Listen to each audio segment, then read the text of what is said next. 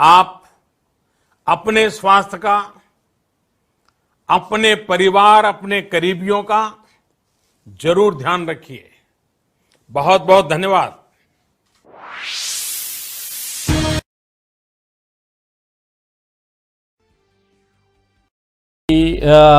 20 लाख करोड़ रुपए का जो राहत पैकेज की बात उन्होंने की है, और दूसरी बात ये कि लॉकडाउन 4 भी यानी कि चौथा चरण लॉकडाउन का जो है वो आने वाला है। और इन तमाम बातों पर चर्चा के लिए हमारे साथ स्टूडियो में जुड़े हुए हैं हमारे साथी, हमारे सहयोगी कुमार पंकज जी। पंकज जी, आपका भी स्वागत है। और बहुत जल्द जुड़ेंगे अमलेंदु उपाध्याय जी भी, तो हम तीनों इस पे चर्चा करेंगे। लेकिन उससे पहले आपको बता दूं कि मुख्य मुख्य बातें क्या रहीं। तो उसमें सबसे पहली बात जो है वो प्रधानमंत्री का ये लगभग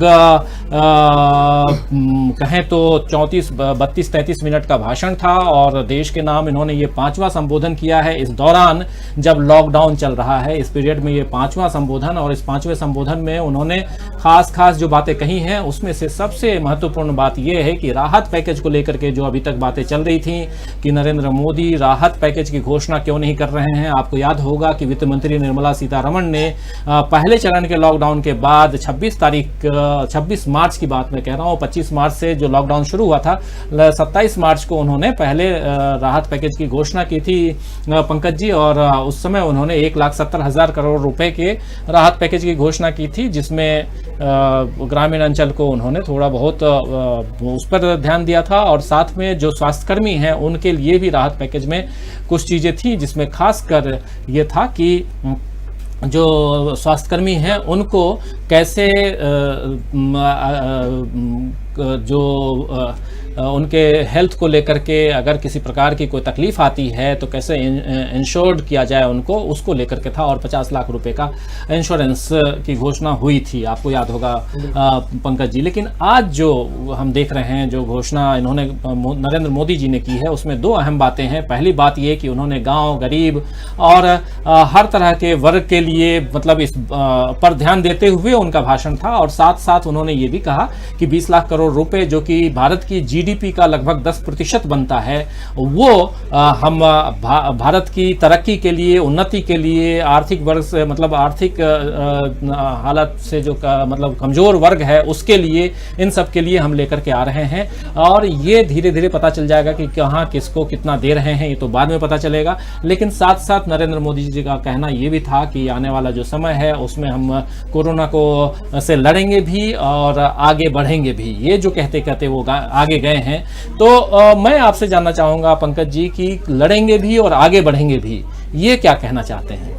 बिल्कुल, देखिए, जो प्रधानमंत्री के मैं पिछले जो उन्होंने देश के नाम संबोधन दिया, जिसमें लॉकडाउन 1 से लेकर के लॉकडाउन 2 की घोषणा की, लॉकडाउन 3 में वो नहीं आया, सीधे गृह मंत्रालय ने एक नोटिफिकेशन जारी कर दिया। इसके अलावा जो उन्होंने देशवासियों को बीच बीच में जो संदेश दिया, चाहे वो गाँव के पंचायतों को सरपंचों को संबोधित कर रहे थे या तमाम ऐसे लोगों से उन्होंने वीडियो कॉन्फ्रेंसिंग के जरिए जो चर्चाएं की, और उसमें गांव की बात, गरीब की बात और कम आय वर्ग के लोगों की बात हमेशा करते रहे हैं। लेकिन सबसे बड़ा जो सवाल यहाँ आ रहा है, चूँकि इससे पहले जो 1,70,000 करोड़ का जो आर्थिक पैकेज का उन्होंने ऐलान किया था, वो कहाँ तक पहुँचा, किन लोगों तक पहुँचा, ये सबसे बड़ी बात ये उभर करके आ रही है। लेकिन जिस तरीके से आज की 20 लाख करोड़ रुपए का पैकेज, यानी 20 लाख करोड़ रुपए का पैकेज, जैसा कि आपने बताया कि जीडीपी के 10% होता है, तो अगर इस तरह के पैकेज का सही उपयोग हो, सही लोगों तक पहुंचे, किनको किस के खाते में कितना जाना है, किस सेक्टर को कितना जाना है, ये तो पूरी गाइडलाइन शायद कल वित्त मंत्री निर्मला सीतारमण बताएंगे। लेकिन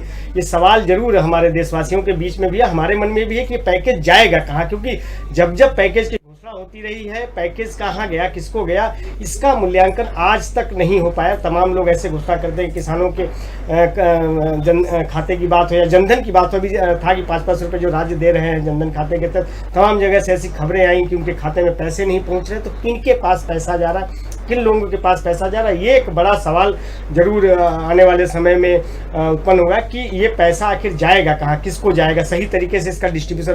प्रधानमंत्री बार बार अपनी बात में गरीब की बात कर रहे हैं, गांव की मजदूरों की बात कर रहे हैं, और ये भी साथ साथ कह रहे हैं कि हम सही तरीके से उसका उपयोग करेंगे, सही तरीके से लोगों तक पहुंचाएंगे। लेकिन जब तक ये डिस्ट्रीब्यूशन नीति सही नहीं है, किस सेक्टर को कितना पैसा देना और किस तरीके से देना, सबसे बड़ा इसमें एक जो आर्थिक पैकेज की घोषणा जरूर होती है, लेकिन इसको कितना देना है, किस तरीके से देना, कैसे उनके बीच में पहुंचेगा पैसा, कैसे उनका काम चलेगा, कैसे उनको आजीविका के साधन से वो जोड़ सकेंगे। बार बार स्वावलंबन की बात कर रहे हैं, बार बार गांव की बात कर रहे हैं, या मेक इन इंडिया की इस पूरी भाषा में समझिए कि मेक इन इंडिया की जो पहल की बात पहले भी करते रहे और आज भी वो चीज़ कि आत्मनिर्भर होना होगा। जो छोटे छोटे गाँव कस्बे हैं, क्योंकि लॉकडाउन की चर्चा करते उन्होंने ये बताया कि छोटी जगहों पर छोटे तरीके से, जैसे मान लीजिए गांव का दूध है तो गांव में कैसे डिस्ट्रीब्यूट हो रहा है उसके, या सब्जी हो रही है तो गांव में कैसे डिस्ट्रीब्यूट हो रहा है, तो उसको उन्होंने जोड़ा है, कनेक्ट किया है। बात सही है, लेकिन आज भी मैं गांव की बात कर रहा हूँ तो गांव में सब्जियां रखने की जगह नहीं है, स्टोरेज नहीं है, या दूध रखने के लिए स्टोरेज नहीं है। पंकज जी, लेकिन सबसे पहले अभी बात हम आगे बढ़ाएंगे, लेकिन आपको हमारे साथ अमलेंदु उपाध्याय जी जो हमारे ऑनलाइन एडिटर हैं वो भी जुड़ गए हैं। और अमलेंदु जी, आपका स्वागत है। जी धन्यवाद। तो अमलेंदु जी, अभी हम बात कर रहे हैं प्रधानमंत्री जी ने जो अभी भाषण दिया, और भाषण में उनकी खासकर दो या तीन बातें निकल के आई हैं, जिसमें पहली बात जो है ये कहा जा रहा था कि आखिर क्या चौथा चरण आएगा लॉकडाउन का, पूर्णबंदी, तालाबंदी या लॉकडाउन जो हम कह रहे हैं उसका क्या चौथा चरण आएगा। तो ये साफ नजर आ रहा है, जो प्रधानमंत्री कह के गए हैं कि चौथा चरण आ रहा है, और वो कैसा होगा उसकी सूचना हम 18 तारीख से, यानी कि 17 तक जो ये तीसरा चरण है उसके बाद, उससे पहले हम आपको दे देंगे। तो ये साफ नजर आ रहा है कि चौथा चरण आ रहा है, लेकिन उसके साथ साथ वो ये भी कह रहे हैं कि जो चौथा चरण होगा वो कहीं ना कहीं इस ढंग से होगा कि इसमें हम मतलब एक अलग रंग में होगा, उनका कहना था। तो ये अलग रंग में क्या होगा, कैसा होगा, ये अजम्पशन हम अभी उस पर बात करेंगे कि क्या हो सकता है। एक तो ये बात, दूसरी बात ये कि उन्होंने 20 लाख करोड़ रुपए के आर्थिक राहत पैकेज की बात की है, जो कि अपने आप में एक बहुत बड़ी रकम कहलाएगी, क्योंकि आप हमारे देश की जो जीडीपी है वो 200 लाख करोड़ की है, उसमें से 10% निकाल करके आप अभी पूरा का पूरा जो है इस देश के आर्थिक उन्नति के लिए, देश के गरीबों के लिए, देश के मतलब तमाम तरह के लोगों के लिए, अभी उन्होंने कहा, उसमें खादी का जिक्र भी किया, हैंडलूम का जिक्र भी किया, तमाम बातें प्रधानमंत्री नरेंद्र मोदी ने की। तो इन सारी चीज़ों को आप किस रूप में देखते हैं? पहली बात ये कि ये जो जीडीपी का 10% जो राहत पैकेज के रूप में देने जा रहे हैं, उस पर आपकी क्या प्रतिक्रिया है? और दूसरी बात ये अमलेंदु जी की जो आने वाला जो 18 तारीख है, उससे जो हम चौथे चरण का जो लॉकडाउन देखने जा रहे हैं वो कैसा होगा, क्योंकि प्रधानमंत्री ने कहा है कि बिल्कुल ही दूसरे रंग का होगा। देखिए राजीव जी, असल में हम लोग जो इससे पहले चर्चा करते रहे हैं लगातार, तो हम लोग ये पहले ही आशंकाएं जताते रहे हैं कि चौथा चरण का लॉकडाउन निश्चित तौर पे आएगा। और बिल्कुल शुरुआती दौर में जब हम लोग अपना न्यूज पॉइंट कार्यक्रम कर रहे थे, तो उस समय हम लोगों ने ये बात कही थी कि असल में प्रधानमंत्री जो पूंजीपति मित्र हैं, उनका प्रधानमंत्री के ऊपर बहुत ज्यादा दबाव है कि लॉकडाउन खोला जाए, कि जो है उनके जो है वो उस पर काफी ज्यादा प्रभाव पड़ रहा है। तो ये आज मोदी का जो पूरा भाषण है उसका लबोलबाब ये है कि प्रधानमंत्री अपने मित्रों के प्रति बहुत ज्यादा चिंतित दिखाई दिए, और जो उन्होंने घोषणा की जिस तरीके से, वो साफ जाहिर करती है कि जो 20 लाख करोड़ का पैकेज किया है, अभी हालांकि उन्होंने ये नहीं कहा है कि किसको क्या होगा, वो जिम्मेदारी उन्होंने प्रधान वित्त मंत्री निर्मला सीतारमण जी को बजाल दी है। लेकिन आपको याद, जो पूंजीपतियों का संगठन है एसोचैम, उसने पिछले जो मांग की थी कि 15 लाख करोड़ रुपए के जो है प्रोत्साहन पैकेज की आवश्यकता है इंडस्ट्रीज को फिर से खड़ा करने के लिए। तो मुझे लगता है कि जो 20 लाख करोड़ की घोषणा है वो उस इंडस्ट्री के लिए जो है, ये घोषणा जो है 20 लाख करोड़ की, ये उनके लिए की जाएगी, हम दिया जाएगा कि ये जो है MSME के लिए दिया और छोटे के लिए उसके लिए दिया। और अभी कुमार पंकज जी बहुत अच्छी बात है कि आपने पिछले पैकेज की भी घोषणा की थी, उनको वो गया कहाँ पैसा, वो किसके पास पहुंचा? खबरें ये आ रही थी कि ये बूढ़ी महिला जो थी अपना 500 रुपया लेने के लिए 50 किलोमीटर पैदल चल करके पहुंची। ये खबरें ये आपने गरीबों के लिए दिया, और उस पर आप कह रहे हैं कि कौन सोच सकता था कि ये पैसा जो है पहुंचेगा। मुझे लगता है कि इस देश को जो है अमित शाह जी का बहुत ऋणी होना चाहिए, जिन्होंने देश को ये बताया था कि प्रधानमंत्री जी जो है वो जुमले बहुत अच्छे जो है वो दे देते हैं। तो मुझे नहीं लगता है कि ये क्या है। जब कल घोषणा जब करेंगी निर्मला सीतारमण की पैकेज में किसको क्या मिला है, असल में सही आकलन प्रधानमंत्री के आज के भाषण का तब होगा कि वित्त मंत्री क्या घोषणा करती है। लेकिन जो एक चीज स्पष्ट है, आज भी प्रधानमंत्री ने हालांकि जो था वो संवेदना व्यक्त की, सब कुछ किया, लेकिन बधाई जो थी आगे में चलते चलते बधाई देंगे। किस बात की बधाई? इस बात की कि हमारे यहाँ 70,000 लोग जो है कोरोना से संक्रमित हो गए, 2000 के आसपास मृत्यु की दर पहुंच गई, इस बात की बधाई। आखिर इस लगभग 50 दिन के लॉकडाउन का नतीजा क्या है? भाई जब आपने लॉकडाउन लागू किया था तब जो थे 370 या 371 केसेस थे, और लॉकडाउन लागू करने की वजह क्या बताई गई थी कि सिर्फ 4 घंटे लेकर के कि कोरोना को रोकना है। उसके बाद फिर जब प्रधानमंत्री ने अपने भारतीय जनता पार्टी के वाराणसी के लोगों से बातचीत की, वहां के लोगों से, तो कहा 18 दिन में हमको इसको जीतना है। युद्ध हुआ, 18 दिन युद्ध हुआ। आज भी प्रधानमंत्री भारतीय संस्कृति की बात करते हैं, आप भारतीय संस्कृति की बात कर रहे हैं, लोकल की बात कर रहे हैं, और आपकी सरकार जो आप पिछले 6 सालों का जो आपको बता रहे हैं कि उसकी वजह से जो है अर्थव्यवस्था को बचा लिया, उन 6 सालों में आपने जो है खुदरा क्षेत्र में आप 100% FDI लिया है, आप रक्षा क्षेत्र में 100% FDI लिया है, तो कहाँ ये स्वदेशी है, कहाँ ये मेक इन इंडिया है। आपका स्वदेशी जागरण मंच जो अटल जी के समय में अटल जी को रोज परेशान किया करता था, वो मुंह में दही जमा के बैठ गया स्वदेशी जागरण मंच, पता नहीं चला कहाँ गया। वो स्वदेशी जागरण मंच जो था वो RBI में डायरेक्टर बन के बैठ गया, और RBI जो है सरकार उसके रिजर्व फंड में से पैसा निकाल लेती है। तो ये जो 20 लाख करोड़ रुपया देने की बात की जा रही है, पहले तो ये मालूम पड़ा कि 20 लाख करोड़ रुपया आ कहाँ से रहा है। प्रधानमंत्री ने PM केयर फंड्स को खोला, आप अभी तक प्रधानमंत्री ने नहीं बताया कि उसमें कितना पैसा आया, और इस पैकेज में जो जाएगा पैसा उस PM केयर फंड में से कितना पैसा इस पैकेज में शामिल होगा। तो मुझे लगता है कि पारदर्शिता जो है जो होनी चाहिए, जिसकी अपेक्षा जो है मोदी जैसे ईमानदार व्यक्ति से देश को है जी, वो पारदर्शिता जो है वो मुझे लगता है शाह उनकी भाषण से वो स्लिप हो गई। बिल्कुल बिल्कुल, वो बिल्कुल सही कह रहे हैं, लेकिन कुछ हमारे जो दर्शक हैं वो भी कुछ कमेंट्स कर रहे हैं, उनके भी कुछ विचार हैं, वो भी मैं बीच बीच में लेता चलूं। ए राही है, उनका कहना है कि मोदी जी ने जो किया, जो कहा वो किया, पूरे देश को 70 साल पीछे ले गए। हवाई चप्पल वाले मजदूरों के पैर में छाले आ गए, हवाई जहाज पे नहीं गाड़ी पे ही घर पहुंचा दो, अब तो झांसे में नहीं लो, कुछ करके दिखाओ, जय हिंद। तो ऐसे कई कमेंट्स हैं अलग अलग दर्शकों के।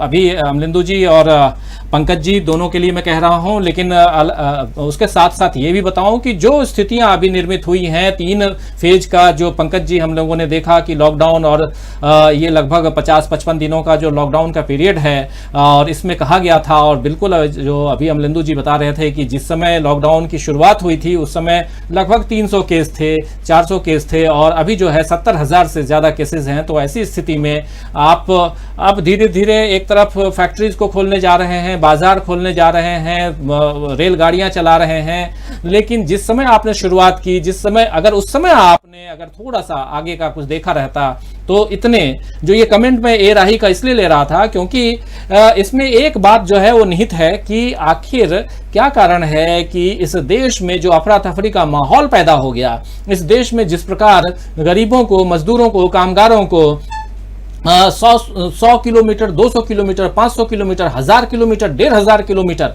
इतना पैदल चलना पड़ा, और कई अभी तक रास्ते में ही हैं। एक तरफ आप श्रमिक ट्रेन चलाने की घोषणा करते हैं, वो भी दूसरे चरण की समाप्ति पर आप मतलब 40 दिन के बाद उसकी घोषणा करते हैं।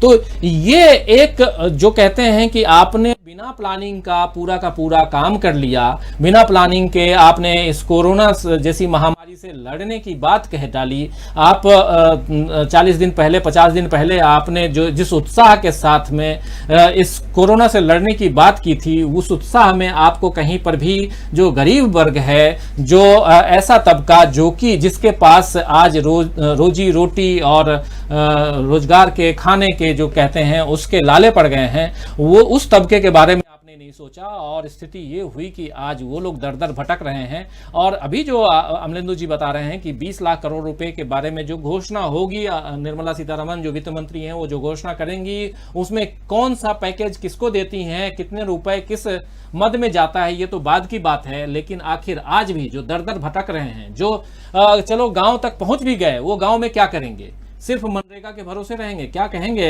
पंकज जी? जी बिल्कुल, देखिए जो अभी गांव जा रहे हैं मजदूर, जिस तरीके से अभी तो पहुंचे भी नहीं हैं, लगभग रास्ते में ही काफ़ी मजदूर हैं, और जो पहुंचे हैं किसी को गांव में भी घुसने नहीं दिया जा रहा, क्वारंटाइन किया जा रहा। तो जो पूरी प्लानिंग रही है इस पूरे लॉकडाउन का पहले चरण से अगर हम मूल्यांकन करें, तो अगर जिस तरीके से आज अफरा तफरी मची हुई, अगर वो प्लानिंग के साथ होती तो शायद ये अफरा तफरी नहीं मचती। आज लॉकडाउन को धीरे धीरे खोला जा रहा है, जिस तरीके से तमाम सेक्टर खोल दिए जा रहे हैं, तो मजदूर अभी भी, लेकिन पलायन की ओर मजदूर इसलिए जा रहा है कि उसको एक मन में एक डर बैठ गया है कि कहीं ना कहीं उनकी रोजी रोटी छीनी जा रही है या काम का तेजी से नहीं हो पाएगा। तमाम ऐसी फैक्ट्रियां हैं छोटी जिनके पास पूरे संसाधन नहीं, जो सरकार गाइडलाइंस जारी कर रही है। तमाम जो छोटे इंडस्ट्री वाले हो, लगातार हम लोग मीडिया वालों को फ़ोन करके कहते हैं कि हम कैसे इस गाइडलाइन का पालन करेंगे, क्योंकि उनके पास संसाधन नहीं है। जहाँ वो एक छोटे छोटे यूनिट्स चला रहे हैं उनके लिए कोई गाइडलाइंस नहीं। तो एक जो गाइडलाइंस अभी आई है वो बड़ी जो यूनिट है जिनके पास पूरे संसाधन है वो करे। तो ये सारी जो गाइडलाइंस आज तय की जा रही है, ये अगर वो लॉकडाउन से पहले ही सारी तैयारी हो गई होती तो शायद मुझे लगता है कि बड़ी फैक्ट्रियों को एक साथ बंद करने की जरूरत नहीं पड़ती। और आज भी जो खोले जा रहे हैं, तमाम जो गाइडलाइंस के तहत खोले जा रहे हैं, वो पहले भी कंटिन्यूस चलाई जा सकती। तो इतना बड़ा जो पलायन का एक था वो नहीं होता। लेकिन अचानक रातों रात की आज के बाद सारी चीज़ें ठप बंद, जो जहाँ है वहाँ रुक जाए, ये कह देने से इससे पूरी जो एक देश की इकोनॉमी ही नहीं, लोग जहाँ ठप पड़े, इकोनॉमी भी ठप हो गई। तो लोगों के सामने एक अजीब गरीब संकट पैदा हो गया कि जाए तो जाए कहाँ, खाना खाएं तो खाएं कहाँ, क्योंकि कई ऐसे वर्ग है जो डेली कमाता डेली खाता है। उनके लिए कोई ऐसी प्लानिंग नहीं कि जो चलाए जा रहे थे कि तमाम जो पैकेट बांटे जा रहे हैं, फूड कहाँ पहुंच रहा है कहाँ नहीं पहुंच रहा है, इसका कोई लेखा जोखा न किसी के पास है। तो बस ये कहा जा रहा है कि नहीं फूड पैकेट वितरित किया है, लेकिन जो मजदूर जिस तरीके से जा रहे हैं उनके 3-3 दिन से भूखे हैं। तो इससे साफ है कि सरकार की एक तरह से पोल खुलती जा रही है कि जो पैकेज की बात कर रहे हैं, जो चीज़ें की बात कर रहे हैं, जो पैकेट देने की बात कर रहे हैं, जो शिविर की बात कर रहे हैं, कहीं ना कहीं सरकार की पूरी पोल खुलती हुई नजर आ रही है। और उसी तरह का एक अंदेशा अभी भी लोगों के मन में है कि 20 लाख करोड़ का जो पैकेज आएगा किसको जाएगा, हम लोगों को मिलेगा कि नहीं, गांव में जाएंगे, गांव में जाकर के क्या करेंगे, क्योंकि उनके पास वहाँ कोई रोजगार का साधन नहीं है, खेती नहीं है। मजदूरी भी करेंगे तो जब खेती ही नहीं बची है तो किसके यहाँ मजदूरी करेंगे। और मनरेगा के तहत कितना रोजगार ग्राम प्रधान कितना लोगों को रोजगार दे देगा ये भी तय नहीं है। तो ये एक बड़ा संकट मजदूरों के सामने भी। और फिर उसके बाद जो निम्न मध्यम वर्ग के लोग हैं जो कहीं फंसे हुए हैं, वो क्या करेंगे, उनके लिए भी कोई अभी संसाधन कोई प्रावधान नहीं किया गया। जो रिक्शा चलाने वाला है, जो ऑटो चलाने वाला है, जो टैक्सी चलाने वाला है, उसके लिए कोई अभी प्रावधान। लॉकडाउन 4 की बात अभी प्रधानमंत्री ने की कि अनूठा होगा। लॉकडाउन 4 क्या होगा, अनूठा क्या होगा, ये संकेत तो साफ लॉकडाउन 3 में ही दिखने लगे कि आपने शराब की दुकानें खोल दी, आपने तमाम ऐसी इकाइयाँ खोल दी जहाँ भीड़ जुटने लगी। तो उसका कोई प्रावधान, वो कोई लॉकडाउन 3 ही अनूठा रहा कि पूरे दिन मीडिया पर हम लोग शराब की दुकानों की 3-3 दिन तक लगातार हम लोग तस्वीरें देखते रहे। पुलिस डंडे मार रही है, लोग आ रहे हैं, ना कोई सोशल डिस्टेंसिंग है, ना कोई चीज़। कोई इसका मतलब साफ है कि कहीं ना कहीं एक रणनीति के तहत जो सरकार करना चाह रही थी वो रणनीति कहीं ना कहीं से फेल हुई है। जी, और अमलेंदु जी, एक कमेंट है शाहिद अली का कि अपने पूरे भाषण में प्रधानमंत्री जी ने उन 16 गरीब मजदूरों को एक बार भी नहीं बोला कि उनके लिए हमारी सरकार कोई मदद करेगी। क्या वो मजदूर नहीं थे? इनका इशारा औरंगाबाद की घटना से है। औरंगाबाद में जो 16 मजदूरों के हादसे में जान चली गई उससे है, लेकिन उसके साथ साथ कई ऐसी घटनाएं हुई हैं जिसका जिक्र मतलब सामान्य तौर पर मीडिया में नहीं आया है। कई ऐसे लोग हैं जो अपनी जान गंवा चुके हैं। और जिस तरफ इशारा अभी कुमार पंकज जी कर रहे थे कि आखिर गांव में जाएंगे ये लोग तो क्या करेंगे, और जो अनूठा की बात है कि हाँ अनूठा में आप क्या करेंगे, शराब की बिक्री आपने खोल दी, आने वाले समय में और क्या क्या करेंगे, ये तमाम चीज़ें अभी देखने की हैं। लेकिन साथ साथ एक सवाल मेरा आपसे ये है कि ये जिस अनूठे लॉकडाउन की बात कर रहे हैं प्रधानमंत्री नरेंद्र मोदी, ये अनूठा लॉकडाउन क्या हो सकता है? देखिए, ये अनूठा लॉकडाउन जो है ये भी असल में मजदूरों के ऊपर जो कहर बन के उतरने वाला है। ये अनूठा लॉकडाउन, इस अनूठे लॉकडाउन में श्रम कानूनों का पूरी तरीके से जो है धज्जियां उड़ाई जाएंगी। श्रम कानून जो है वो जो सब बदले जाएंगे और मजदूरों को एकदम से बंधुआ मजदूर बनाने की तरफ जो है कदम बढ़ाए जाएंगे। ये अनूठा लॉकडाउन इस तरीके का होगा। अभी भी जो गाइडलाइंस जारी हुई उद्योगों में काम करने की, तो कहा गया कि 33% जो है मजदूरों के साथ जो है वो संस्थान खुलेंगे। यानी आपने एक झटके में जो है वो 67% लोगों को बेरोजगार कर दिया। दूसरी तरफ आपकी जो राज्य सरकारें हैं, हालांकि उसमें बाद में जो है पंजाब भी जुड़ गया, उसने भी कुछ श्रम कानूनों में हेर फेर की है और राहुल गांधी को जो अंगूठा चढ़ाया है कैप्टन अमरिंदर सिंह ने। लेकिन जो भारतीय जनता पार्टी शासित राज्य है उत्तर प्रदेश और मध्य प्रदेश में जिस तरीके से 12 घंटे की जो पाली जो कर दी है, मतलब 8 घंटे या 12 घंटे काम लेने के जो मंजूरी कर दी गई, इस बार आप समझिए कि एक झटके में जो है 33% लोगों को बेरोजगार कर दिया गया जी। यानी सरकारी नीतियां जो है उन्होंने एक झटके में 33% लोगों को बेरोजगार कर दिया। और ये तब है कि जब संसद के द्वारा पारित कानून जो है उसको ना राज्य सरकार बदल सकती है ना केंद्र सरकार बदल सकती है, उसे संसद से ही जो है हटाया जा सकता है। इस तरीके से सीए के ऊपर जो माननीय अमित शाह जी कह रहे थे कि कानून संसद ने बनाया है, संसद ही हटाएगी, इसी तरीके से श्रम कानून संसद ने ही बनाए हैं और संसद ही हटा सकती है। प्रधानमंत्री भी नहीं हटा सकते, राष्ट्रपति भी नहीं हटा सकते और योगी जी तो बिल्कुल नहीं हटा सकते, शिवराज सिंह जी तो बिल्कुल नहीं हटा सकते। तो ये जो नया लॉकडाउन होगा, मुझे जो लग रहा है कि ये एक तरीके से इस आपदा की आड़ लेकर के पूंजीपतियों को खुला हाथ जो है वो दिया जाएगा और नए कायदे कानून जो है वो लागू किए जाएंगे। और ये जो चौथा लॉकडाउन होगा, मुझे लगता है ये लॉकडाउन जो बहुत लंबा चलने वाला होगा और जो सर्विलांस स्टेट और पुलिस स्टेट की हम लोग जो लगातार बात कर रहे हैं, ये उसकी दिशा में कहीं ना कहीं कोई कदम निश्चित तौर पे हो सकता है। और अगर ऐसा नहीं है, हमें आशा करनी चाहिए प्रधानमंत्री जो है वो जनता के मूड को समझेंगे और जनता की भावनाओं को भी समझेंगे। हालांकि उनके आसपास जो लोग हैं वो उनको अब जनता की जानकारी नहीं होने देते हैं, जबकि प्रधानमंत्री जनता से ही निकल करके आए हैं और आम आदमी के उससे ऊपर उठ करके आए हैं। लेकिन होता ही है कि राजनीति जब आदमी जो है शिखर पे पहुंच जाता है तो उसके चारों तरफ जो घेरा ऐसा बन जाता है कि फिर वो उसके ही लोगों से उसे काट देता है। मुझे लगता है कि प्रधानमंत्री के आसपास भी जो घेरा बनता जा रहा है वो उन लोगों का बनता जा रहा है जो प्रधानमंत्री को जनता से जुड़ने देना नहीं चाहते हैं। तो प्रधानमंत्री को जो अपने आसपास से ऐसे घेरे को हटाना चाहिए और जो जनता की आवाजें हैं उसको जो है वो सीधे सीधे प्रधानमंत्री को सुनना चाहिए और जनता की भावनाओं का जो है वो भी जो है ख्याल रखना चाहिए। जी अमरेंदु जी, चौथा लॉकडाउन जो है जी इसको सही तरीके से जो है प्रधानमंत्री देखे। और जैसे आज आप जो बात कर रहे हैं कि हमने जो इस पर स्टेट से मांगा है, इस तरीके से आपको स्टेट से लॉकडाउन लागू करने से पहले करना चाहिए था।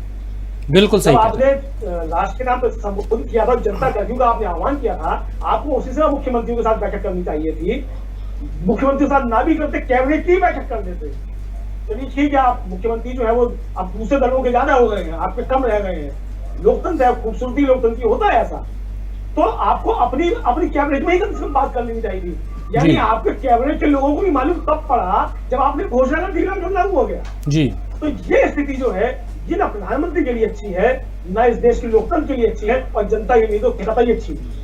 लेकिन इस समय जो राहत पैकेज की बात चल रही है पंकज जी, राहत पैकेज की जो बात है उसमें कुछ राहत देने की बात और खबर जो है वो बीच बीच में आती रही कि अलग अलग जो प्रदेश हैं वो अलग अलग ढंग से राहत पैकेज दे रहे हैं। राहत पैकेज से मतलब राहत मुहैया करा रहे हैं, कहीं रुपए के रूप में, कहीं राशन के रूप में, ये तमाम बातें आती रही हैं, हम लोग जानते रहे हैं। लेकिन खबरें ऐसी भी आती रही हैं और अभी कमेंट बॉक्स में मैं देख रहा हूँ शाहिद अली फिर से लिखते हैं कि हमारी उत्तर प्रदेश जो है गरीब मजदूरों के लिए चावल मुहैया करा रही है, चावल खाने के लिए, और उसमें कुछ नहीं, कुछ लगता है या नहीं लगता है जरा सरकार को बताइए ये बात। दूसरी तरफ एक लिख रहे हैं कि रुपए जो हैं, जो एसबीआई अकाउंट है उसमें ये सरवन कुमार हैं, ये लिख रहे हैं कि हम लोग जैसे मजदूरों को एसबीआई में अकाउंट है उसमें पैसा नहीं आता है, महिलाओं को में आते हैं हम लोग।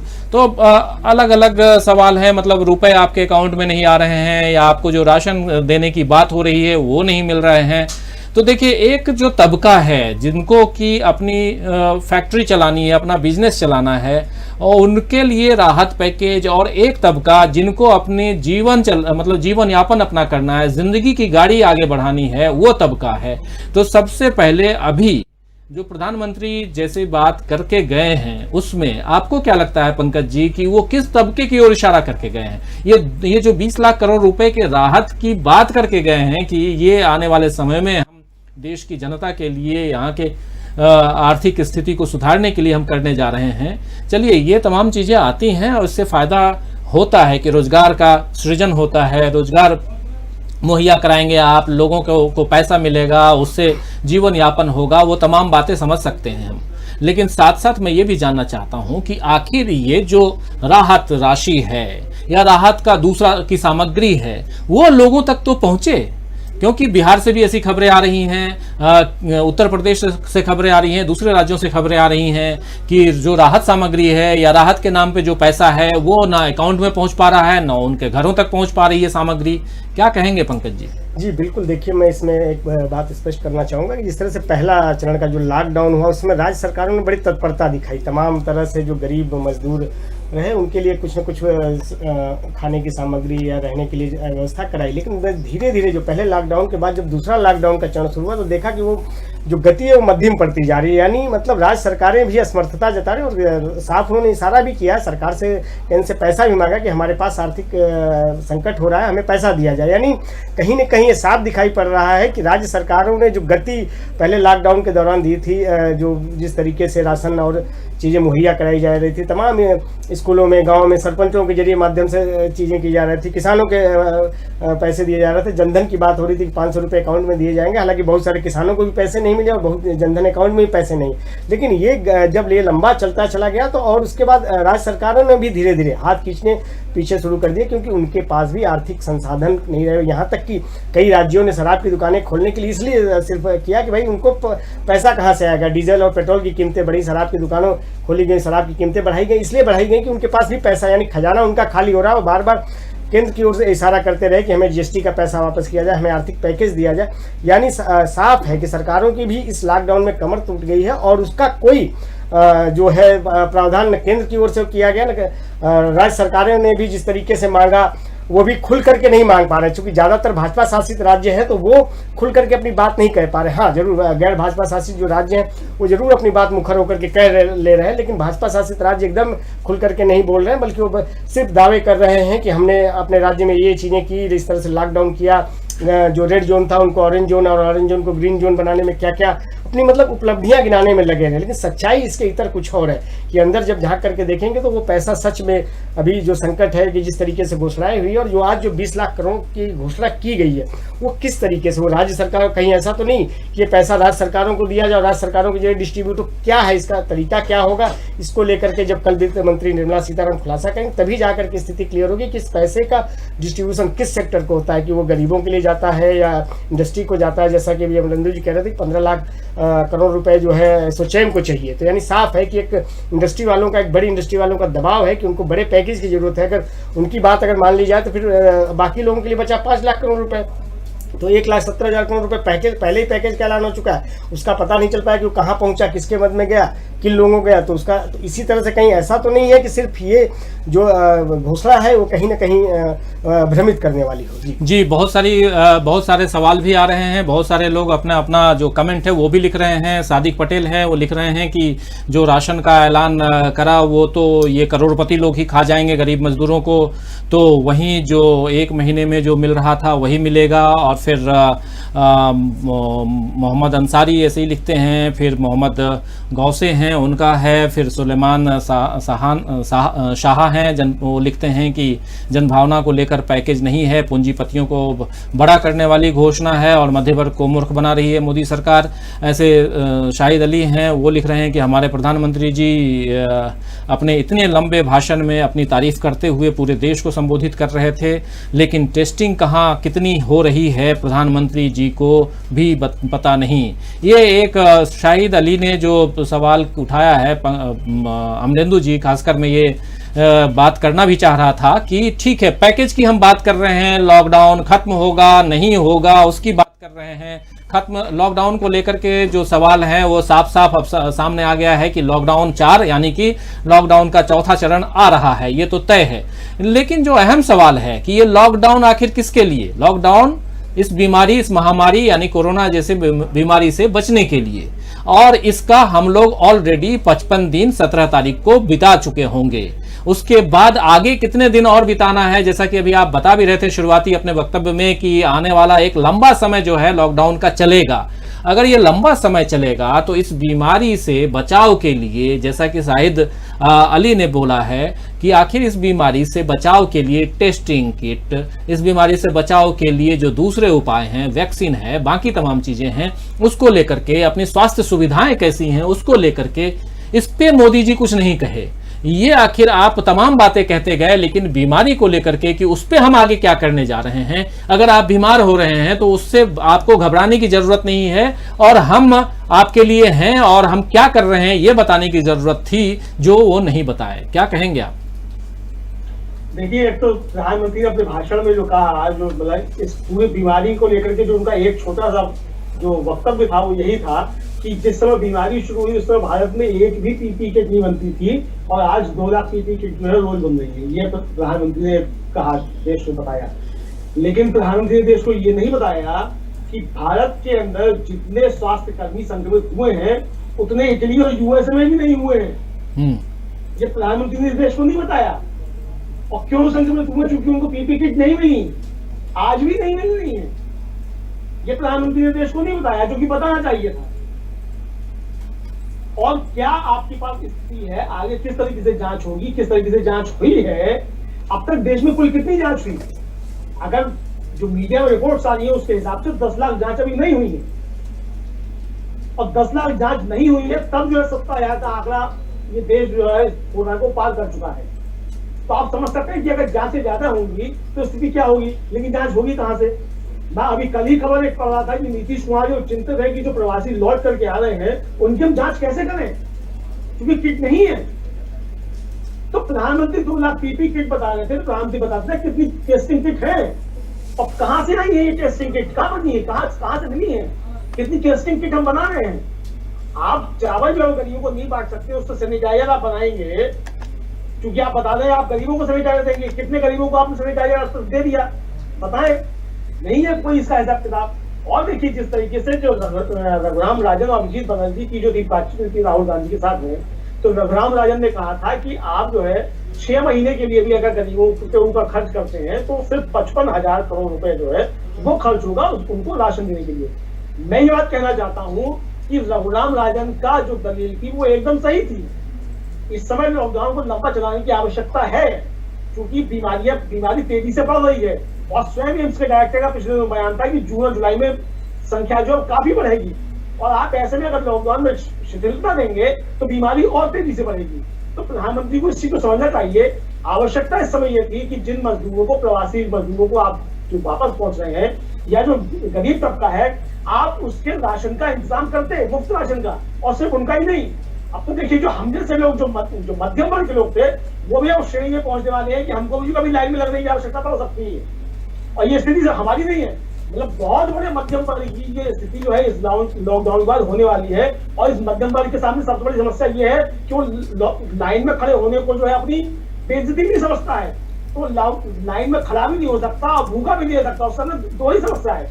तो ये जो दिक्कतें हैं, मुझे लगता है प्रधानमंत्री को इन पर ध्यान देने की आवश्यकता थी। और जो हमारे मित्र ने जो कमेंट किया जिन्होंने, बिल्कुल सही किया कि प्रधानमंत्री ने जांच की क्या स्थिति है इसमें कुछ नहीं बताया।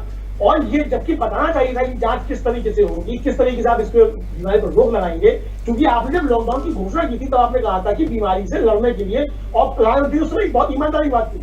देखिए हम प्रधानमंत्री कुछ भी आलोचना करें, लेकिन प्रधानमंत्री ने उस समय एक बड़ी मार की बात कही थी कि दुनिया में किसी के पास इसका इलाज नहीं है, और जो सक्षम देश है वो भी उससे नहीं लड़ पा रहे। तो जब प्रधानमंत्री इस बात को समझते हैं तो मुझे लगता है आज भी समझते होंगे कि अभी इस बीमारी का इलाज नहीं निकला है। तो जब इस बीमारी का इलाज अभी नहीं आया है तो आप एकदम से कैसे इस लॉकडाउन को जो है इसमें शिथिलता देने की बात कर सकते हैं। और अगर शिथिलता देने की बात करते हैं तो फिर टेस्टिंग की बात जो है होनी चाहिए। क्योंकि अगर देखिए ट्रिपल टी का जो फॉर्मूला है, ट्रेस, टेस्ट और ट्रीटमेंट, तो ना तो हमारे यहाँ ट्रेसिंग हो रही है, ना हमारे यहाँ टेस्टिंग हो रही है, ट्रीटमेंट हो रहा है। तीनों टीम से हमारे यहाँ कुछ नहीं हो रहा है, तो हम इस बीमारी से लड़ेंगे कैसे? बिल्कुल। तो मुझे लगता है कि प्रधानमंत्री को समझदार लोगों को अपने साथ जो है बिल्कुल निश्चित तौर पर शामिल करना चाहिए। भले ही बाहर से किराए पे लाने पड़े, दूसरे दलों से किराए पे लाने पड़े, लेकिन समझदार लोगों को प्रधानमंत्री अपने साथ रखे निश्चित तौर पे। ये मैं प्रधानमंत्री से अपील करना चाहूंगा। बिल्कुल सही कह रहे हैं। और पंकज जी ये बात, इसी के साथ एक आखिरी सवाल लेते हुए, क्योंकि अब काफी वक्त तक हम अपने दर्शकों को भी जोड़ के बैठे हुए हैं, और मुख्य बात जो आज थी वो सीधी 2 बातें प्रधानमंत्री बोल के गए हैं। पहली बात ये कि लॉकडाउन जो है वो चौथे चरण का हमको इंतजार करना है, यानी कि चौथा चरण शुरू होने वाला है लॉकडाउन का, और ये 18 तारीख से होगा। उससे पहले पता चल जाएगा कि हाँ ये कितने दिनों का होगा, कैसा होगा, लेकिन अनूठा होगा, ये जरूर प्रधानमंत्री बोल के गए हैं। इसके साथ साथ उन्होंने कहा है कि हम जो एक तबका है, मतलब इस देश की जो हालत है, आर्थिक हालत है, उसको सुधारने के लिए, गरीबों को मजबूती देने के लिए हम 20 लाख करोड़ रुपए का राहत पैकेज, ये लगभग 20 लाख, करीब 20 लाख उन्होंने कहा है, 20 लाख नहीं कहा है, लेकिन 20 लाख करोड़ रुपए के राहत पैकेज की बात कह के गए हैं वो। और इसकी घोषणा, आधिकारिक घोषणा जो है वो किस किस मद में ये पैसा जाएगा, किसको कितना दिया जाएगा, ये कहा जा रहा है कि सूत्रों से के हवाले से जो खबर आ रही है कि वित्त मंत्री निर्मला सीतारमण कल या परसों में ये बात जनता तक पहुंचा देंगी कि हाँ जो प्रधानमंत्री कह के गए हैं वो उसमें कितना दम है और वो क्या क्या किस मद में जाने वाला है। ये तो दूसरी बात। लेकिन तीसरी जो इम्पोर्टेंट बात है कि जो हम अभी कह रहे हैं कि आखिर ये पूरा का पूरा माजरा जो है वो है कोरोना जैसी महामारी से लड़ने के लिए, और कोरोना जैसी महामारी से लड़ने के में हम कितने सक्षम हैं इस पे भी हम बात कर रहे हैं। और अभी जैसा कि कुछ हमारे दर्शक भी इस पे लगातार लिख रहे हैं और अमलेंदु जी भी अपनी बातों में, अपनी टिप्पणी में ये कह ही रहे थे, बता ही रहे थे कि देश की हालत क्या है और कोरोना को लेकर के क्या कुछ हो सकता है, क्या कुछ हो रहा है, प्रधानमंत्री को क्या कुछ करना चाहिए।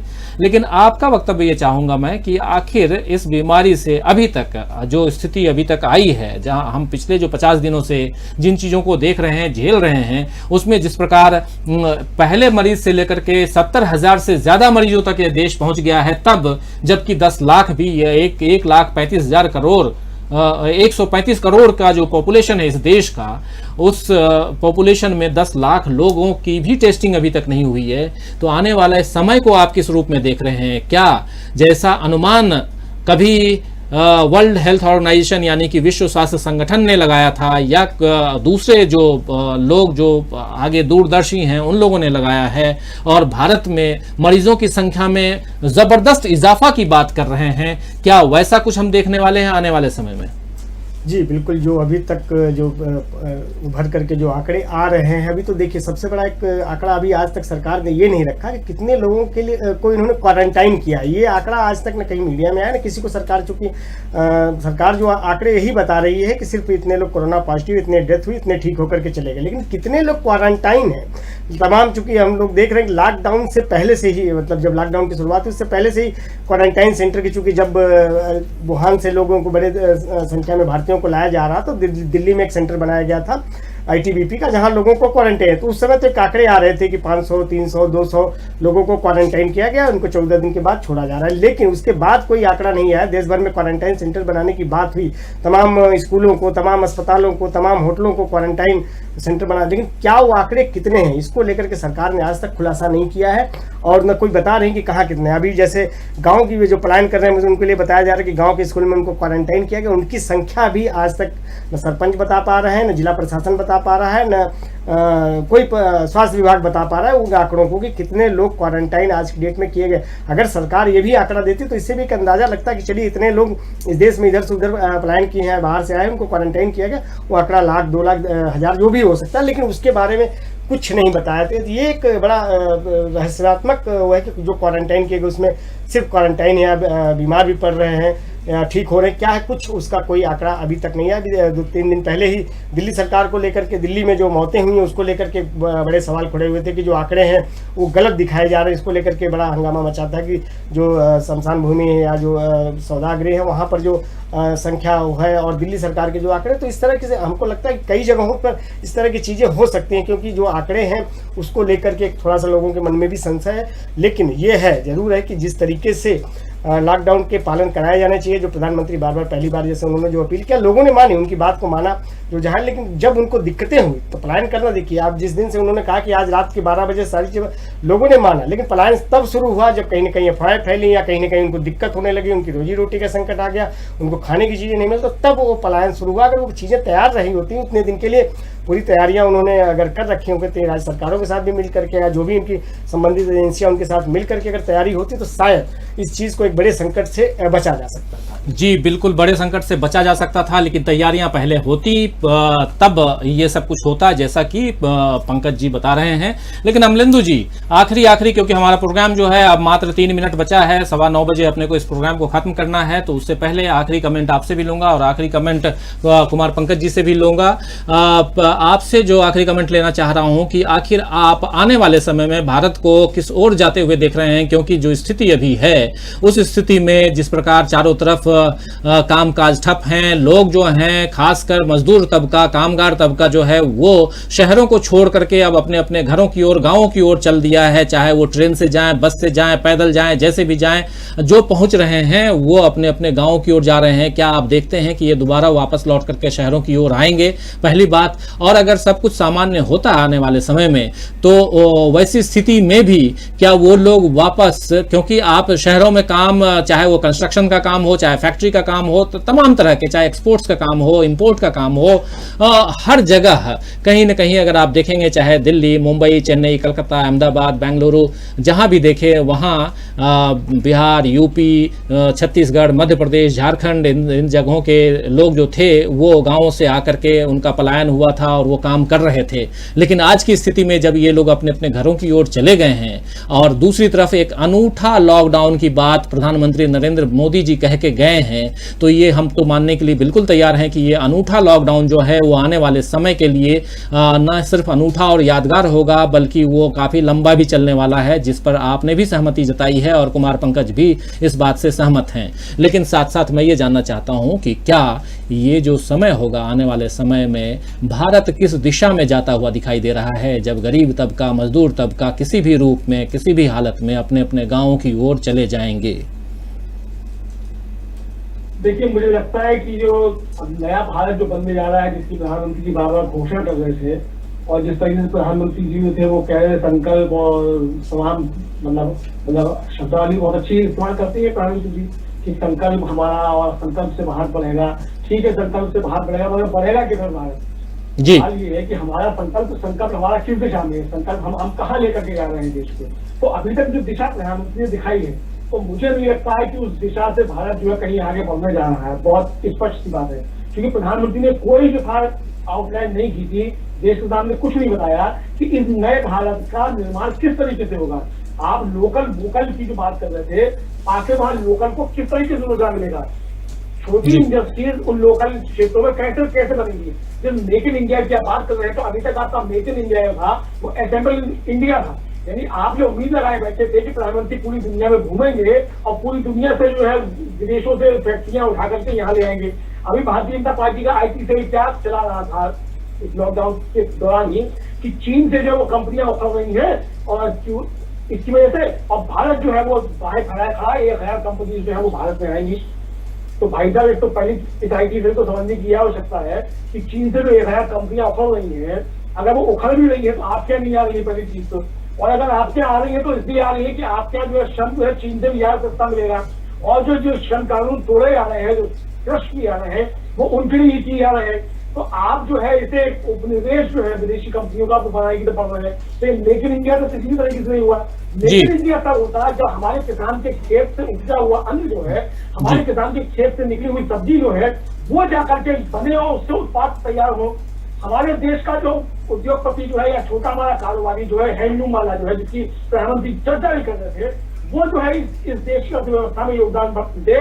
और हमारे यहाँ जो एक छोटा जो लघु उद्योग जो है, कुटीर उद्योग है, जिसको इस सरकार की नीति ने तबाह कर दिया बिल्कुल एक तरीके से। यानी आपने खुदरा क्षेत्र में 100% FDI ला करके आपने कमर तोड़ी है, वो इस देश के खुदरा क्षेत्र की और लघु उद्योगों की, कुटीर उद्योगों की आपने कमर तोड़ी। ये पिछले 6 सालों में इसी सरकार ने किया, माननीय प्रधानमंत्री मोदी जी की सरकार ने। तो आपकी अगर वही नीतियां जारी रहेगी तो आप जो है मेक इन इंडिया को असेंबल इन इंडिया तो बना सकते हैं, मेक इन इंडिया किसी भी हाल में आप नहीं बना सकते। मेक इन इंडिया अगर बनाना है तो जो लोग गाँव को लौट रहे हैं, जिस तरीके से राजीव गांधी ने जिस समय प्रधानमंत्री बने थे और उसके बाद उन्होंने जो रोजगार योजना लेकर के आए थे, उस रोजगार योजना का ठीक है, बहुत से लोगों ने लोन लिए और हजम कर रहे हैं, वो एक अलग का विषय, वो लोगों की अपनी ईमानदारी पर निर्भर करता है। लेकिन उस स्वरोजगार योजना से काफी राहत जो थी वो लोगों को मिली थी, और एक नई तरीके की जो थी संस्कृति ग्रामीण क्षेत्र वो देखने को मिली थी। बिल्कुल उसी तरीके से जो है मुझे लगता है कि प्रधानमंत्री को जो है जो छोटा तबका है, जो अब गांव की तरफ लौट रहे हैं, छोटा किसान है, छोटा व्यापारी है, उसको जो है सुदृढ़ करने की है, सीधे उसको फायदा पहुंचाने की है। आप भले ही उसको लोन की शक्ल में दीजिए, बिना ब्याज का लोन दीजिए, लेकिन आपको मजबूत जो है उस छोटे व्यापारी और छोटे किसान को ही जो है, और छोटे उद्यमी उसको ही करना पड़ेगा। रोजगार वही उत्पन्न करता है। और अगर बड़ा पूंजीपति रोजगार उत्पन्न करता है, अगर प्रधानमंत्री की ये सोच है, जैसे कि हमारे देश के अंदर तमाम बड़े अर्थशास्त्री की सोच हो गई है कि बड़ा पूंजीपति जो है वो रोजगार उत्पन्न करता है, अगर ये सोच है तो मुझे ये मतलब तो मैं ये जानना चाहूंगा कि अगर बड़ा उद्योगपति जो है रोजगार उत्पन्न करता है, तो फिर 15 लाख करोड़ जो पैकेज की मांग है वो क्यों कर रहा है? अगर जी, वो बिल्कुल। क्यों कर रहा है? और इस समय प्रधानमंत्री जो है देश के 135 करोड़ लोगों से 138 करोड़ लोगों से जो है आहुति देने की बात कर रहे हैं, उस समय प्रधानमंत्री मित्र जो है आपदा में क्यों योगदान क्यों नहीं दे रहे हैं? किसी भी पूंजीपति ने, आप देखिए मुकेश अंबानी की कंपनी में बाहर की 2 कंपनियों ने निवेश किया, पेटीएम में भी जो माइक्रोसॉफ्ट निवेश करने जा रहा है, लेकिन लॉकडाउन में सारी अर्थव्यवस्था तबाह हो रही है, हमारे बड़े पूंजीपतियों को कोई असर नहीं पड़ रहा है। तो मुझे लगता है कि जो प्रधानमंत्री को जो छोटी तरफ देखने आवश्यकता बिल्कुल। है, और मुझे लगता है कि हम ध्यान देंगे। बिल्कुल सही कह रहे हैं, लेकिन दो तीन हमारे जो कमेंट हैं वो लेते हुए फिर मैं एक आखिरी कमेंट जो है वो मैं पंकज जी से लूंगा और इस प्रोग्राम को ख़त्म करूंगा। सरवीन कुमार जी हैं, ये लिखते हैं कि लोकल मजदूर हैं, स्पेशल अमीर हैं कि किस लिए स्पेशल ट्रेन चालू हुआ कि अमीर जाएंगे, लोकल पैदल चलकर जाएंगे। ये जो ट्रेन की बात है उसको लेकर के सरवीन कुमार लिख रहे हैं, सरवीन कुमार लिख रहे हैं, और मोहम्मद हैदर हैं वो भी लिख रहे हैं कि लोग बाहर रहकर खाना तक नहीं खा पा रहे हैं, घर आकर तो कम से कम अपने परिवार के साथ सुख में रहेंगे। इसी तरह शाहिद अली ने पूछा है कि आप राजीव जी आप लाइव कब आते हैं, अपना टाइम बताकर जाइएगा। तो भाई अभी कोई फिक्स नहीं रहता है मेरे लाइव आने का शाहिद भाई, लेकिन ये कहूँगा कि जब भी लाइव आने की बात होगी तो उससे पहले सूचना हम दे देते हैं, और ये सूचना आप तक हम कोशिश करेंगे कि और पहले पहुँच जाए। तो ऐसे कई लोग जो हैं वो बीर सिंह ठाकुर लिख रहे हैं कि गरीब का कौन होता है भाई, गरीब का तो भगवान ही होता है। तो साफ दिखाई दे रहा है अमलेंदु जी और कुमार पंकज जी की जो सरकार की नीतियां हैं, उन नीतियों के आधार पे गरीबों और अमीरों के बीच, जिस प्रकार अभी अमलेंदु जी भी बोल रहे हैं, लब्बो लुबाब में बता रहा हूं कि एक जो खाई है गरीबों और अमीरों के बीच की खाई वो बढ़ती गई है। और इस कोरोना काल में खासकर जो लॉकडाउन का पीरियड है इसमें वो खाई और भी बढ़ती हुई दिखाई दे रही है।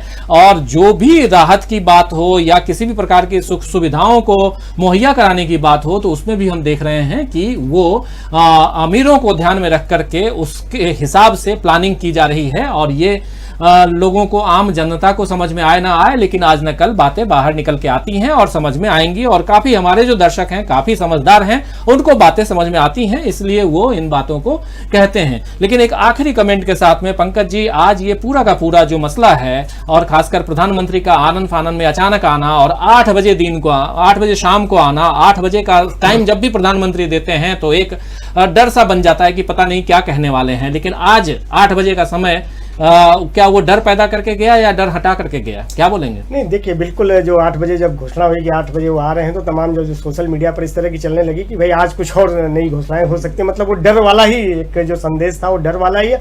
और अभी भी एक डर जो आप कह रहे हैं कि क्या करके गया, तो ये डर है। अभी भी मैं एक बताऊं कि डर इसलिए है कि जिस तरीके से जो पिछली घटनाएं, मैं अगर उसका वो करूँ कि आप ऑनलाइन ये करिए, ऑनलाइन फॉर्म भरिए, मजदूरों को कहे किसके पास मोबाइल, हाईटेक मोबाइल है, को ऑनलाइन भरे, कितने मजदूरों को अंग्रेजी आती है, कौन उनकी मदद करेगा, कैसे वो अपना फॉर्म भरेंगे, कैसे वो IRCTC टिकट कराएंगे, कहाँ से उनके पास पैसा आएगा। ये एक डर है। ये पैकेज अभी भी अगर हम किसी से कहें कि आपके लिए पैकेज का ऐलान हुआ, तो वो कहेगा कि हमें नहीं मिलेगा। तो इस तरह का जो एक डर है वो डर अभी भी बना रहेगा जब तक कि पूरा पैकेज का सही तरीके से इस्तेमाल ना हो, सही तरीके से लोगों तक न पहुंचे। अब इसका क्या रास्ता प्रधानमंत्री ने अपने मातहत को लोगों को दिया है कि कैसे इसको इम्प्लीमेंट कराना है, उसका एक पूरा रोड मैप नहीं बना गया, तब तक ये डर रहेगा। आज भी अगर मजदूर से पूछे कि भाई आपके लिए पैकेज का ऐलान होगा, तो यही कहेगा कि साहब हमें नहीं मिलेगा। उसका तत्काल जवाब यही रहेगा कि हमें नहीं मिलेगा, यानी उसके मन में अभी भी डर बना हुआ रहेगा। तो वो चीज़ है कि उसका एक रास्ता बनाना पड़ेगा। प्रधानमंत्री अपने संदेश जरूर साफ दे रहे हैं कि भाई गांव स्तर से जुड़िए, गांव की बात करिए, खेती किसानी की बात करिए, स्थानीय स्तर पर जुड़ करके रोजगार करिए, स्वदेशी की भावना को उन्होंने अपने बार बार संकेत में। लेकिन सवाल वही है जो मैंने पहले ये शुरुआत में उठाया था कि भाई गांव का खेत जो सब्जी उगा रहा है उसके लिए अगर एक प्लेटफॉर्म नहीं मिलेगा, दूध बेचने वाले को दूध का प्लेटफॉर्म नहीं मिलेगा, तो कहाँ ले जाएगा, क्या करेगा। आज भी जिस तरह से लॉकडाउन में सब्जियों फलों की जिस तरीके से बर्बादी हुई है, मतलब खेत किसानों ने ऐसे ही कर दिया कि उनको कहीं बाजार नहीं मिल रहा। तो ये सोचने की जरूरत है कि इसके लिए क्या एक रास्ता हो, क्योंकि लगातार पिछले जो अनुभव रहे हैं कि तमाम बातें होती रही, तमाम बजट में प्रावधान किए गए कि कोल्ड स्टोरेज बनाए जा रहे हैं गांव स्तर पर, बहुत सारी चीज़ें, लेकिन वो इम्प्लीमेंट होता नहीं दिख रहा। तो ये एक संशय जरूर लोगों के मन में रहेगा कि आगे क्या होगा। तो ये एक यहाँ प्रश्नवाचक शब्द मैं लगा के छोड़ रहा हूँ कि सवाल जरूर लोगों में बिल्कुल ये सवाल हमारे मतलब ये सवाल हमारे दर्शकों के बीच, इस देश के आवाम के बीच, और ये सवाल हम सब के बीच भी है कि आखिर क्या होने वाला है। सबके अपने अपने विश्लेषण हैं, सबके अपने अपने विचार हैं, सब अपने अपने ढंग से बता रहे हैं कि क्या होगा, क्या हो सकता है। लेकिन ये साफ नजर आ रहा है कि जैसा मोदी जी कह के गए अभी कि चौथा लॉकडाउन आ रहा है, वो अनूठा लॉकडाउन होगा। वो अनूठा कैसा होगा ये तो आने वाला समय बताएगा, आने वाला वक्त बताएगा। लेकिन इतना मैं कहूँगा कि इस समय पहली बात जो है उसका ध्यान रखिए कि जो फिजिकल डिस्टेंसिंग, जिसे कि एक दूसरे से अलग थलग थोड़ी दूरियां बना करके रहने की जो बात लगातार डॉक्टर्स कह रहे हैं, और इस बीमारी से बचने का एकमात्र उपाय अभी तक यही माना जा रहा है, तो ये बिल्कुल करने की कोशिश कीजिए कि एक दूसरे से टच ना होए आपका शरीर, ये जरूर ध्यान रखिए ताकि अपने आप को बचा के निकाल पाएं। और सबसे ज्यादा जरूरत अपने सेहत का है। सेहत के लिए, अपने आप को बचाने के लिए आप एक फिजिकल डिस्टेंस कायम करने की कोशिश कीजिए। मास्क लगाने की बात कहते हैं, हाथों को धोने की बात कहते हैं। मैं बार बार सैनिटाइजर की बात नहीं कह रहा हूं, लेकिन बार बार हाथ धोने की बात जरूर कहता हूं। और ये पूरे उसमें खासकर मैं जो ये मेडिकल की बातें हैं, ये स्वास्थ्य की बातें हैं, लेकिन ज़्यादा इम्पॉर्टेंट इसलिए हैं कि हम जान है तो जहान है, और उसके लिए पहले हमारा रहना ज़रूरी है, हम सबका रहना ज़रूरी है, ताकि हम अपने आप को इस दुनिया में कल को देख पाएँ। और कल को देखने के लिए आज हम ठीक रहें, स्वस्थ रहें, इसकी ज़्यादा ज़रूरत है।